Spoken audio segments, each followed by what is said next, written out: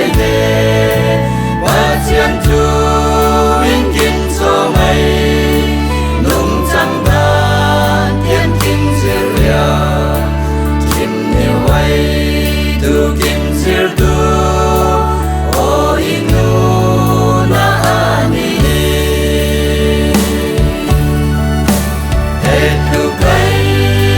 kinh itu nu le ba te o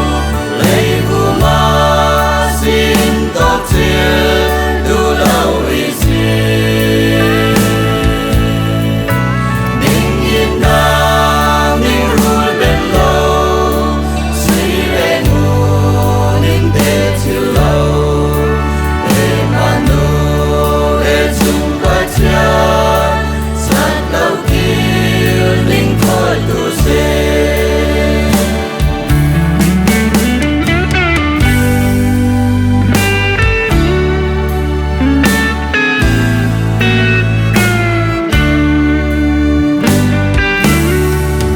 ôi ba đã tay ngã ba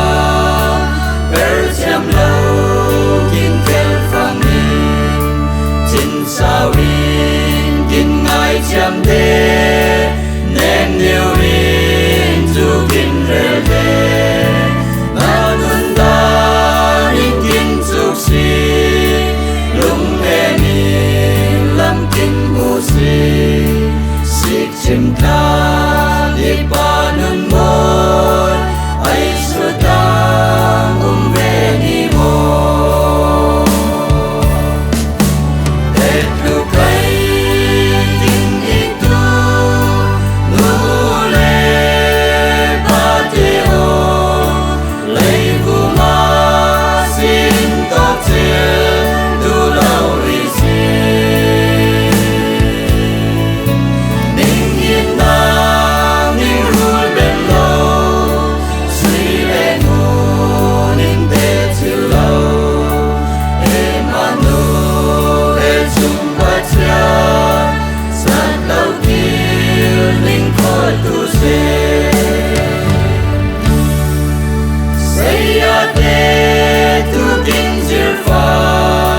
inu kinh re long a kinh i trên sông nhiều hình đi nu na hi na ruột te